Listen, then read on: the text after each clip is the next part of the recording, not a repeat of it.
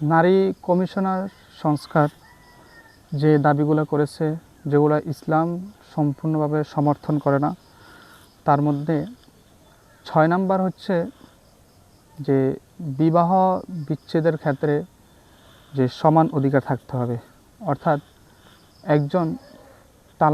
একজন পুরুষ তালাক দেওয়ার ক্ষেত্রে যে অধিকার রাখে, একজন নারীও সেই অধিকার রাখবে। তাদের এই দাবিটাও ইসলাম বিরোধী।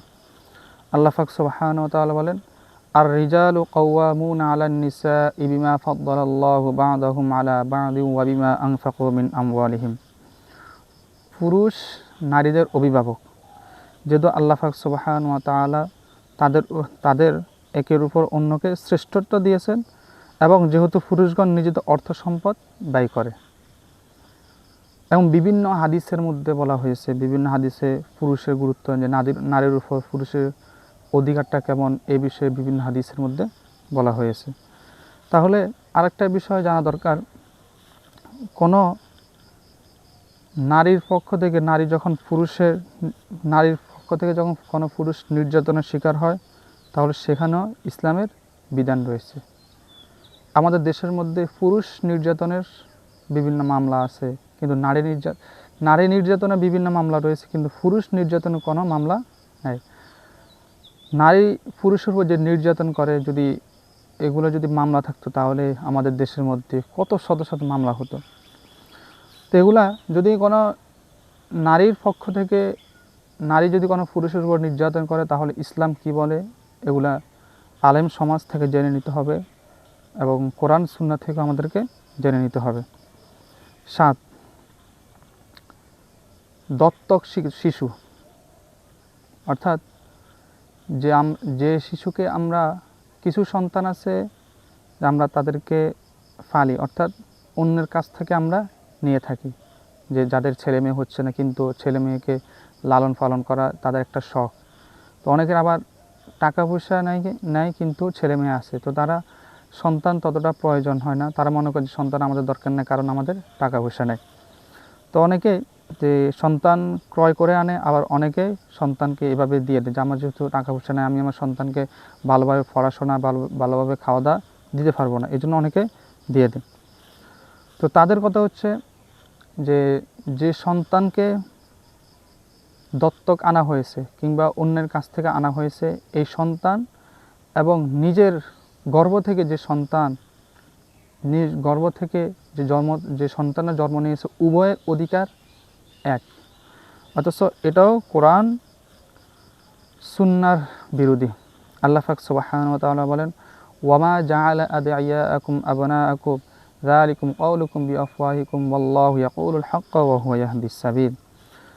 যে তোমাদের দত্তক শিশু যেগুলো আছে, তারা তোমাদের মুখে ডাকা পুত্রদেরকে তোমাদের প্রকৃত পুত্র সাব্যস্ত করেনি।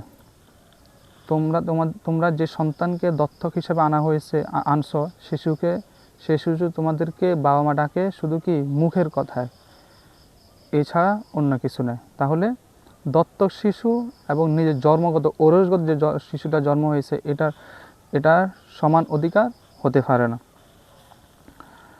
8, যে যারা পতিতালয় কিংবা যৌন ব্যবসা করে আমাদের দেশের মধ্যে, ইউরোপ কান্ট্রিগুলোর মধ্যে যৌন ব্যবসা সেটা ভিন্ন হিসেবে, কিন্তু আমাদের দেশটা হচ্ছে মুসলিম কান্ট্রি, এখানে ইসলাম সমর্থন করে না, এমন কাজ করা যাবে না।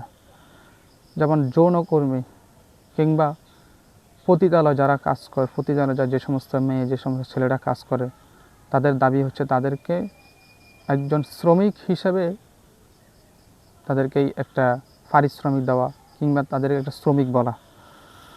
অথচ আল্লাহ পাক সুবহানাহু ওয়া তাআলা কোরআনে কারীমের মধ্যে বলেন, আয-যানিয়াতু ওয়াজ-যানি ফাজলিদু কুল্লা ওয়াহিদিন মিনহুমা মিয়াতা জালদা ওয়ালা তাখুযকুম বিহিমা রাফাতুম ফি দীনিল্লাহি ইন কুনতুম তু'মিনুনা বিল্লাহি ওয়াল ইয়াউমিল আখির ওয়ালিয়াশহাদ আযাবাহুমা তা'iফাতুম মিনাল মুমিনিন। ব্যভিচারিণী এবং ব্যভিচারী, তাদের প্রত্যেককে 100 চাবুক মারবে।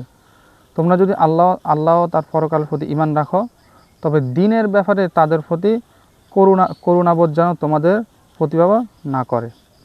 আর মুমিনদের একটি দল যেন তাদের শাস্তি প্রত্যক্ষ করে। তাহলে ব্যভিচার যারা লিপ্ত হবে তাদের জন্য কোরআনের মধ্যে কি শাস্তি রাখা হয়েছে। তাহলে আমরা কিভাবে তাদেরকে বৈধভাবে যে শ্রমিক হিসাবে আমরা তাদেরকে ঘোষণা করব। নারী কমিশনার সংস্কার বিভাগ তারা যে প্রস্তাবগুলো রেখেছে তার মধ্যে 9 নম্বর প্রস্তাব হচ্ছে, কোনো ধর্মীয় বিধান অনুসরণ করে সংবিধান শুরু করা উচিত হবে না। এটা ধর্ম নিরপেক্ষতার নামে ইসলামকে হেয় প্রতিপন্ন করা হচ্ছে। অথচ আল্লাহ পাক সুবহানাহু ওয়া তাআলা বলেন, ইন্নাদ-দীনা ইনদাল্লাহিল ইসলাম, নিশ্চয় আল্লাহ তাআলার কাছে ইসলাম হচ্ছে একটি মনোনীত ধর্ম। ওয়া মান ইয়াবতাগি গায়রাল ইসলামি দীনান ফালান ইউকবালা মিনহু ওয়া হুয়া ফিল আখিরাতি মিনাল খাসিরিন। যে ব্যক্তি ইসলাম ব্যতীত অন্য কোনো ধর্মকে গ্রহণ করবে, অন্য কোনো ধর্মকে তারা পছন্দ করবে, ফালান ইউকবালা মিনহু ওয়া হুয়া ফিল আখিরাতি মিনাল খাসিরিন, তাহলে সেটা আল্লাহ তাআলা কখনো গ্রহণ করবে না এবং তারা কাল হাসর ময়দানে ক্ষতিগ্রস্ত ব্যক্তিদের অন্তর্ভুক্ত হয়ে যাবে। তাহলে আমাদের কমিশনার যে ম্যাডামগুলো রয়েছে, যারা রয়েছে, তারা যে দাবিগুলো করতেছে এগুলো সম্পূর্ণ ইসলাম বিরোধী, এগুলো সম্পূর্ণ ইসলাম সমর্থন করে না। এখন আমার দাবি হচ্ছে যে আমাদের উপরের মহলের যারা রয়েছে, যারা বর্তমান যারা দায়িত্বপ্রাপ্ত রয়েছে, তারা যেন এমন কোনো আইন না করে যেগুলো ইসলাম সমর্থন করে না। ইসলাম সমর্থন করে না এমন কাজ করলে আপনাদের উপর জনগণ অনেক ক্ষেপে যাবে। এগুলো থেকে আপনারা সতর্ক থাকতে হবে। আল্লাহ পাক সুবহানাহু ওয়া তাআলা আমাদের সকলকে ইসলাম সমর্থন করে এমন কাজ করতে পারি সেই তৌফিক দান করুন।